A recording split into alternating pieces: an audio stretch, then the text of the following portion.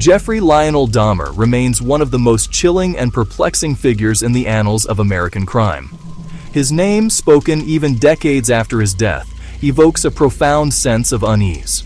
Operating in the shadows of Milwaukee, Wisconsin, Dahmer became a specter of the city, a quiet, unassuming man whose private world was a maelstrom of violence, necrophilia, cannibalism. His crimes spanned 1978 to 1991 and claimed the lives of 17 young men and boys, leaving shattered families and a community grappling with questions.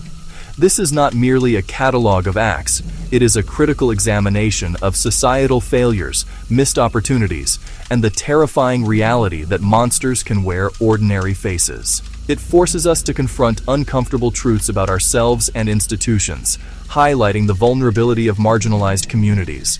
Many victims were young men of color, whose disappearances garnered little attention. We seek not to sensationalize, but to understand the converging factors and to learn hard lessons in his wake. Jeffrey Lionel Dahmer was born May 21, 1960, in Milwaukee, Wisconsin, to Lionel and Joyce Dahmer. By outward appearances, he was a typical mid-century American child. His father, a research chemist, and mother, a teletype instructor, provided a seemingly stable home. Yet he later described a growing disconnection after a double hernia surgery at age 4. As his parents' marriage deteriorated, the home filled with turmoil.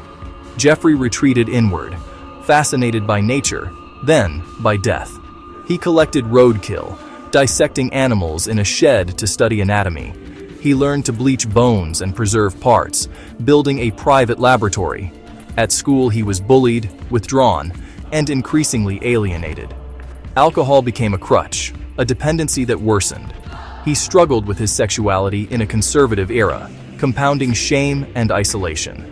A fractured home, social isolation, alcohol abuse, and repressed desire created a volatile psychological mix nearing a boil. The pressure built, quietly, steadily, toward catastrophe. Under the surface, something dark was taking shape. Soon, fantasy would become reality. After graduating in 1978, Dahmer's life lacked direction as family upheaval intensified. Left alone in the family home, his isolation deepened. He picked up a hitchhiker, Stephen Hicks, offering drinks and a ride to a concert. When Hicks tried to leave, Dahmer bludgeoned him to death, an unplanned, fatal escalation. He dismembered the body and scattered remains, and tried to carry on as if nothing happened. Briefly in college, he dropped out. Alcoholism derailed any progress.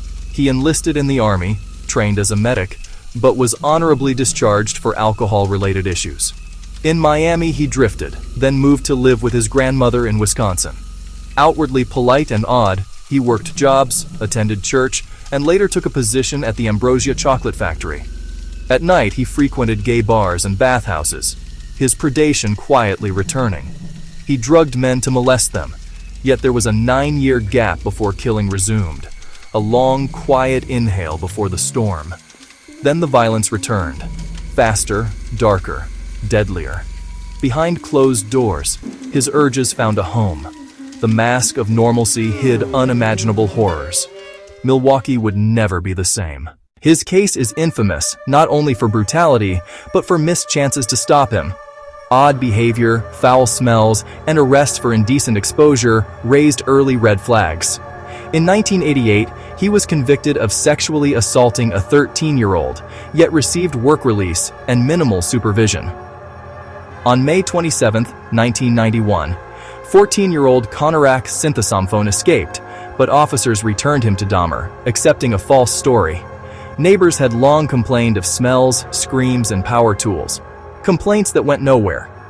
From 1987, his spree escalated. He sought vulnerable young men in bars, bus stops, and malls, many men of color. He lured with money, alcohol, or paid photos. He drugged victims, then strangled them. The killing was merely a prelude to necrophilia, dismemberment, and in some cases, cannibalism. He kept skulls and organs, meticulously documenting everything with Polaroids. He tried to create compliant zombies with drilled skulls and injections, a horrific attempt to make someone stay. He dismembered bodies in a tub, dissolved flesh in acid, and disposed of remains by sewer or garbage. The stench of death and chemicals permeated his apartment and hall, a factory of death hidden in plain sight. On July 22, 1991, Dahmer lured Tracy Edwards to his apartment. But Edwards escaped with a handcuff on his wrist. He led officers Robert Routh and Rolf Mueller back. Inside, they found a severed head in the refrigerator. Dahmer was arrested. A systematic search uncovered heads, organs, a 57-gallon drum, and a complete skeleton. Polaroids and detailed notes formed a chilling diary. He confessed in a matter-of-fact tone to 17 murders, 16 in Wisconsin, 1 in Ohio. The 1992 trial focused on sanity, not guilt. The defense cited necrophilia and uncontrollable compulsions. Prosecutors argued he planned and concealed his crimes, proof he knew they were wrong.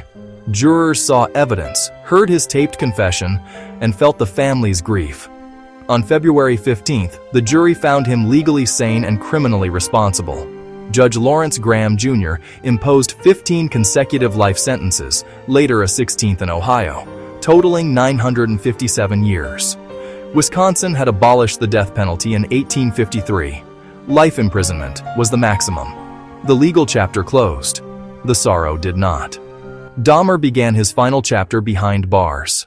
At Columbia Correctional Institution, he was kept in protective custody, largely isolated. He gave interviews, wrote to his father, and was baptized in May 1994, met with both hope and skepticism. Later moved into general population, he became a high-profile target. He unsettled inmates with a morbid sense of humor. On November 28th, Christopher Scarver bludgeoned Dahmer and another inmate during an unsupervised work detail. Dahmer died shortly after. He was 34. Reactions were complex. For some families, a brutal final justice. His brain was preserved for study at his mother's request, then cremated after a legal dispute. Dahmer's story is a dark, enduring chapter, a profound violation of human dignity, driven by loneliness, compulsion, and a need for control.